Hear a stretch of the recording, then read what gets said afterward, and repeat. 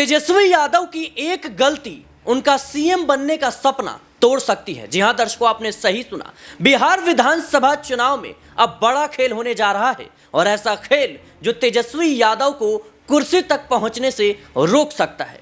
एक नाम असदुद्दीन ओवैसी, जिन्होंने लालू यादव को चिट्ठी लिखा कि भाई हमें भी गठबंधन में शामिल कर लीजिए, लेकिन लालू यादव की तरफ से कोई जवाब सामने नहीं आया और जवाब नहीं आया मतलब सबसे बड़ा जवाब वही था।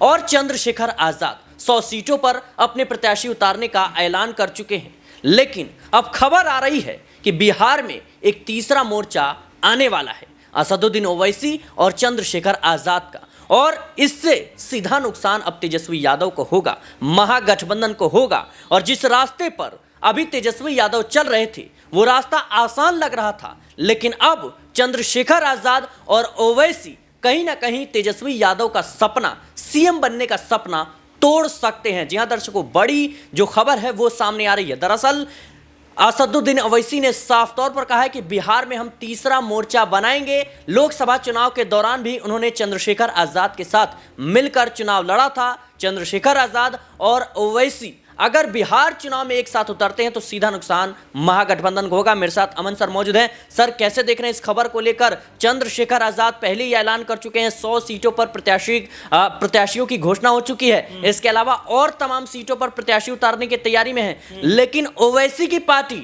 बड़ा दिल दिखाते हुए तेजस्वी से गठबंधन की गुहार लगाती है, लेकिन एक नहीं सुनी जाती। कह दिया जाता है कि भाई आप हैदराबाद में जाकर चुनाव लड़ो। क्या लगता है आपको कि मुस्लिम वोट बैंक, दलित जो वोट बैंक है, वो सीधे तौर पर अब महागठबंधन से कहीं ना कहीं पीछा छुड़ाता हुआ नजर आएगा? देखिए, जाहिर बात है कि अगर बिहार के लिहाज से हम बात कर रहे हैं तो यहाँ पर ओवैसी को भी बड़ा फैक्टर मानना चाहिए, क्योंकि आप देखिए बीते चुनाव में भी यही बात कही जा रही थी कि भाई ओवैसी की कोई यहाँ पर कह सकते हैं कि जो वोटर वैल्यू है वो कुछ नहीं, यहाँ पर उनके पक्ष में कोई भी मतदान नहीं होने वाला। लेकिन जब परिणाम सामने आते हैं तो पता चलता है कि 4 से 5 सीटें उनके खाते में चली जाती हैं। हालांकि ये बात और है कि उसमें से 4 जो सदस्य हैं वो आरजेडी में शामिल हो जाते हैं, लेकिन उन चुनावों में जिस तरह से प्रदर्शन एआईएम ने किया उससे ये साबित हो जाता है कि ओवैसी का कहीं ना कहीं जनाधार वोट बैंक बिहार के अंदर मजबूत होता हुआ दिखाई पड़ा।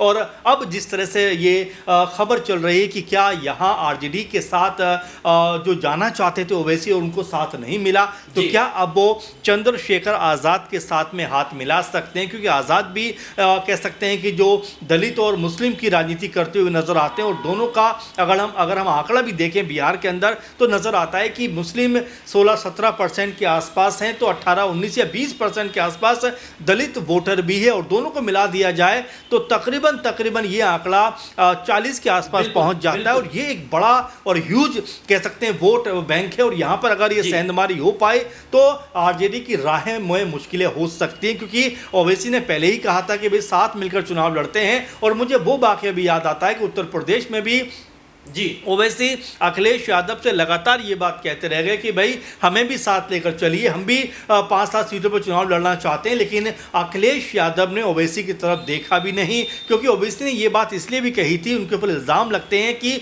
वो बीजेपी की बी टीम है, जहां भी चुनाव में उतरते हैं वो एक तरीके से बीजेपी के खिलाफ जो बी टीम की बात जो है आजकल आम हो गई है राजनीति में। लेकिन बड़ा सवाल है कि असदुद्दीन ओवैसी को आप बी टीम कहते हैं, आप चंद्रशेखर आजाद को बी टीम कहते हैं, लेकिन जब यही नेता आपके साथ मिलकर कंधे से कंधा मिलाकर चुनाव लड़ने की बात करते हैं और कहीं ना कहीं साथ चलने की बात करते हैं तो आप इनकार कर देते हैं। बिल्कुल सर, महत्वपूर्ण बात है, क्योंकि मुझे नगीना सीट इस समय याद आ जाती है, जहां पर चंद्रशेखर आजाद लगातार गुहार करते रह गए कि भाई मैं भी आपके साथ हूं, मुझे भी अपने साथ लेकर चले। लेकिन आपको याद होगा कि ऐन वक्त पे इंडिया गठबंधन ने उनसे किनारा कर लिया और तब जाकर आजाद अपनी पार्टी से नगीना सीट के ऊपर चुनाव लड़ते हुए दिखाई पड़े। और हैरानी उस वक्त कि जब वहां पर बीजेपी भी है, कांग्रेस भी है, सपा भी है, बसपा भी है, तमाम बड़ी बड़ी पार्टियां हैं, लेकिन आजाद ने सारी पार्टियों को कहीं ना कहीं शिकस्त देकर एक बड़ी जीत दर्ज की थी। तो क्या यहां जो बिहार के अंदर माहौल बन रहा है क्या आजाद और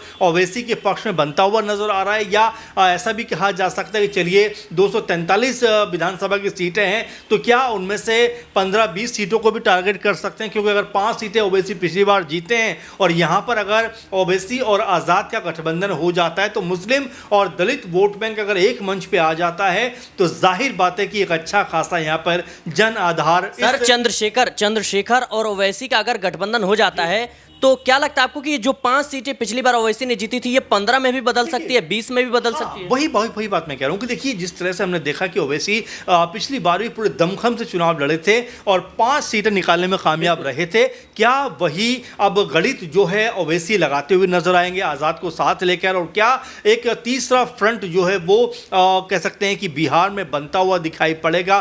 क्या इक्का दुक्का और छोटे मोटे दल भी कह सकते हैं आज़ाद और ओवैसी के साथ आ सकते हैं? क्योंकि आप देख रहे हैं कि बिहार में भी लगातार राजनीतिक जो माहौल है वो बदलता हुआ दिखाई पड़ रहा है। आप देखें कि लगातार ये कहा जा रहा है कि 15 साल 20 साल लालू यादव के रहे, 20 साल जो है अब नीतीश कुमार के देख लिए, अब किसी नए विकल्प को तलाशा जाना चाहिए। तो ऐसे में सवाल ये उठता है कि क्या प्रशांत किशोर के साथ भी मिलकर कोई बड़ी रणनीति बन सकती है? हालांकि प्रशांत किशोर ने अभी साफ संदेश दिया है कि तमाम सीटों के ऊपर वो अकेले चुनाव लड़ेंगे, लेकिन देखिए राजनीति में क्या गठजोड़ बनता है, किस तरह से बनता है, क्योंकि बहुत सारी जो रणनीति है वो मौके को देखकर बनती हुई दिखाई पड़ती है। हालांकि हम अभी आज़ाद और ओवैसी के बारे में बात कर रहे हैं, लेकिन कोई बड़ी बात नहीं है कि यहाँ पर प्रशांत किशोर भी कोई नई पहल यहाँ पे करते हुए दिखाई पड़े, क्योंकि लगातार खबर इस बात को लेकर है जी कि मनीष कश्यप जिस तरह से जनसुराज में शामिल हुए, इक्का दुक्का बड़े चेहरे भी और आ सकते हैं। लेकिन मेरा सवाल ये रहेगा सर कि जिस तरीके से असदुद्दीन ओवैसी ने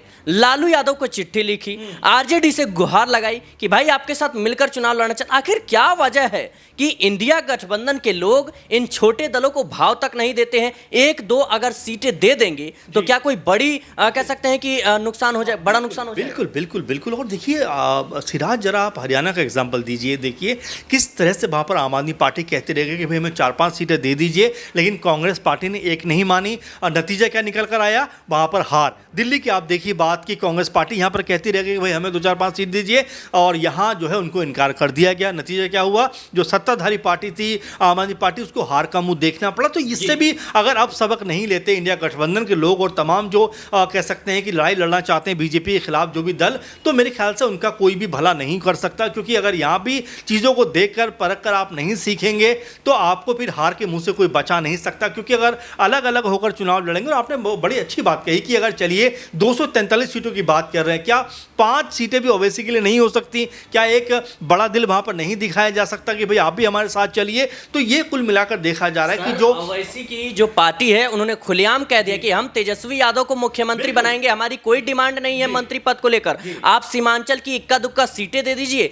बस हम उतने में ही खुश हैं। जो 5 सीटें उन्होंने पिछली बार जीती थी उन्हीं पे आप बात कर ले, चलिए इन्हीं पे आप लड़िए। लेकिन महत्वपूर्ण बात क्या हो जाए, देखिए नियत का सबसे बड़ा मामला आ जाता है कि आप किस तरह से चुनाव में जाना चाहते हैं, चुनाव किस तरह लड़ना चाहते हैं, किस तरह फाइट करना चाहते हैं। और ओवैसी के ऊपर आप लगातार आरोप तो लगाते हैं कि भाई बी टीम है, ये टीम है, वो टीम है, लेकिन जब वो आपके साथ आना चाहते हैं तो आप उनको दरकिनार कर देते हो। और इसी बात को लेकर लगातार सवाल भी उठते हैं कि आखिर ओवैसी या आज़ाद को इंडिया गठबंधन अपने साथ रखना क्यों नहीं चाहता है? और वहीं जब बयानबाजियां होती हैं, भाषणबाजियां होती हैं, तो लगातार ओवैसी के ऊपर निशाना साधा जाता है कि भाई ये बी टीम है। तो ऐसे में ओवैसी ने जो ऑफर दिया था आरजेडी को स्वीकार करना चाहिए था, कांग्रेस पार्टी को स्वीकार करना चाहिए था। 4 से 5 अगर सीटें देते तो यहाँ इंडिया गठबंधन का या महागठबंधन का भला होता हुआ नजर आता। एक आखिरी छोटा सवाल, कितना बड़ा नुकसान हो सकता है अगर ये तीसरा मोर्चा बिहार में उतरता है? तो क्या तेजस्वी यादव के लिए खतरे की घंटी है? देखिए सिराज जी, आप भी राजनीति को अच्छे से कवर करते हैं, हम भी लगातार देखते रहते हैं। हरियाणा में सिर्फ 23-24 हज़ार वोटों से कांग्रेस पार्टी को सत्ता से बाहर होना पड़ा। दिल्ली में 28-30 हज़ार वोटों से केजरीवाल को सत्ता से बाहर होना पड़ा। तो एक एक वोट की कीमत क्या होती है अच्छे से जानते हैं ये लोग। लेकिन उसके बावजूद भी अगर इस तरह के आंख मिचौली का खेल खेलेंगे तो ये किसी और के लिए नहीं बल्कि इनके लिए नुकसानदायक साबित होगा। बिल्कुल दर्शकों, बहुत ही बड़ी बात सर ने बताई कि अगर अभी भी इस पर ध्यान नहीं दिया गया तो कहीं ना कहीं जो सपना है वो टूट सकता है। ओवैसी कोई बड़ी तादाद में सीटें नहीं मांग रहे हैं, चंद्रशेखर आजाद कोई ज्यादा संख्या में सीटें नहीं मांग रहे हैं। ये छोटे दल हैं और छोटे दलों की ख्वाहिश कहीं ना कहीं एक सिमट कर रह जाती है। और जाहिर सी बात है कि ओवैसी की पार्टी की तरफ से यही कहा गया है कि हम तेजस्वी यादव को सीएम बनाने के लिए तैयार हैं, हम मंत्री पद की डिमांड नहीं कर रहे, हमारी ऐसी कोई ख्वाहिश नहीं है, बस हमें जो हमारी सीटें हैं वो दे दीजिए। लेकिन तेजस्वी यादव दिल जो उनका बड़ा दिल दिखाते नहीं है। लालू यादव को चिट्ठी लिखी गई कि भाई चलो तेजस्वी यादव नहीं समझ रहे हैं, लालू यादव समझ लें, लेकिन उन्हें बदले में क्या कहा जाता है कि आप चुनाव ही मत लड़िए। अब सोचिए कि कोई पार्टी का नेता अगर कह रहा है गठबंधन के लिए और आप कह रहे हैं चुनाव मत लड़िए, तो क्या ऐसे में किसी बात बनने की संभावना नजर आती है? फिलहाल देखा जाए दर्शकों तो बिहार में नया मोर्चा अब जल्द ही कहीं ना कहीं उतरने वाला है, जिसका सीधा नुकसान अब महागठबंधन को होगा। देखना दिलचस्प होगा कि चुनाव में इसका क्या प्रभाव पड़ेगा। फिलहाल के लिए इस रिपोर्ट में इतना ही। देश और दुनिया की तमाम खबरों के लिए बने रहने नेक्स्ट 9 न्यूज के साथ।